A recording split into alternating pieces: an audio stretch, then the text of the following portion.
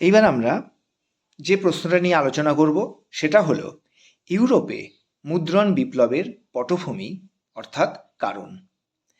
পঞ্চদশ শতকের মাঝামাঝি সময়ে আধুনিক মুদ্রণ যন্ত্রের আবিষ্কারের সাথে সাথে কাগজের প্রচলন, শিক্ষার প্রসার প্রভৃতির ফলে ইউরোপে মুদ্রণ শিল্পে এক বিশাল পরিবর্তন দেখা গিয়েছিল। এই যে ঘটনা তা মুদ্রণ বিপ্লব নামে পরিচিত। ইউরোপের এই যে মুদ্রণ বিপ্লব তার পেছনে যে কারণগুলো ছিল তা নিম্নরূপ। প্রথমেই আসা যাক কাগজের ব্যবহার। মধ্যযুগে ইউরোপে সমস্ত বই হাতে লেখা হতো। এই কাজ যেমন ছিল কষ্টসাধ্য, তেমনি তাতে অনেক সময় লাগত। আরব এবং চীনদের হাত ধরে ইউরোপে মুদ্রণ প্রযুক্তি প্রবেশ করেছিল। এরপর ইউরোপে কাগজ কল প্রতিষ্ঠিত হতে শুরু করে এবং তার সাথে সাথে বই ছাপার কাজ অত্যন্ত সহজ হয়ে যায়। পরের পয়েন্ট, স্বল্প মূল্যে মুদ্রণ। পূর্বে যে হাতে লেখা বই তৈরি হতো তার সময় যেমনি বেশি লাগতো তেমনি তার দামও ছিল অনেক বেশি, যার ফলে সাধারণ মানুষের পক্ষে এই বইগুলো কেনা সম্ভব ছিল না।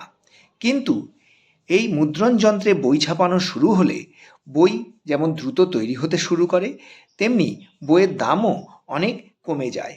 দাম কম হওয়ায় বইয়ের চাহিদা অনেক বৃদ্ধি পায়।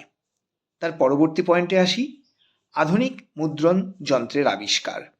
আধুনিক মুদ্রণ যন্ত্রের আবিষ্কার মুদ্রণ বিপ্লবকে আরও সহজ করে তুলেছিল। গুটেনবার্গ পঞ্চদশ শতকের মাঝামাঝি সময় মুদ্রণ যন্ত্র আবিষ্কার করেন। তিনি জার্মানিতে সর্বপ্রথম মুদ্রণ যন্ত্র প্রতিষ্ঠা করেছিলেন।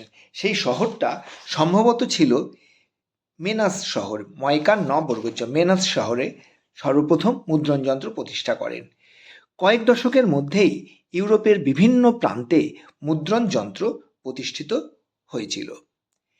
এরপরে আসি আমরা বইয়ের চাহিদা বৃদ্ধি। পূর্বে যে হাতে লেখা বই তৈরি হতো তার দাম ছিল অনেক বেশি, এটা আমরা আগেই বলেছি। একমাত্র উচ্চবিত্ত মানুষরাই এই বই কিনতে পারত, আর তাছাড়াও বই তৈরি করতে সময় লাগতো অনেক, যার ফলে বই তৈরি হতো অনেক কম। কিন্তু ছাপা বই যেমনি অল্প সময়ে অনেক বেশি তৈরি হতো, তেমনি তার দামও ছিল অনেক কম, যার ফলে যারা উৎসাহী মানুষ, সে উচ্চবিত্ত হোক বা নিম্নবিত্ত হোক, তারা সকলেই এই বই, ছাপানো বই কিনতে পারত।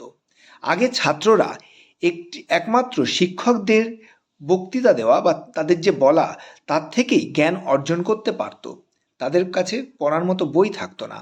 কিন্তু বইয়ের দাম কম হওয়ায় ছাত্ররাও বই কিনতে শুরু করে, যার ফলে ছাপা বইয়ের চাহিদা কিন্তু বহুগুণ বৃদ্ধি পেয়েছিল। এরপরে আসি নবজাগরণের প্রভাব। পঞ্চদশ শতকে ইউরোপে নবজাগরণের ফলে যে নতুন একটা ভাবধারার প্রসার ঘটেছিল তা এই মুদ্রণ বিপ্লবকে আরও ত্বরান্বিত করেছিল। মানুষের মধ্যে জ্ঞান অর্জনের আগ্রহ ক্রমাগত বৃদ্ধি পেয়েছিল এবং তার সাথে সাথে বই কেনার চাহিদাও বহুগুণ বৃদ্ধি পেয়েছিল। এইভাবে বিভিন্ন কারণে ইউরোপে বইয়ের চাহিদা এবং ব্যবহার যখন বৃদ্ধি পায়, তার সঙ্গে সঙ্গে মানুষ কিভাবে এই চাহিদা পূরণ করা যায় তার দিক খুঁজতে লাগে এবং মুদ্রণ বিপ্লব সংঘটিত হয়।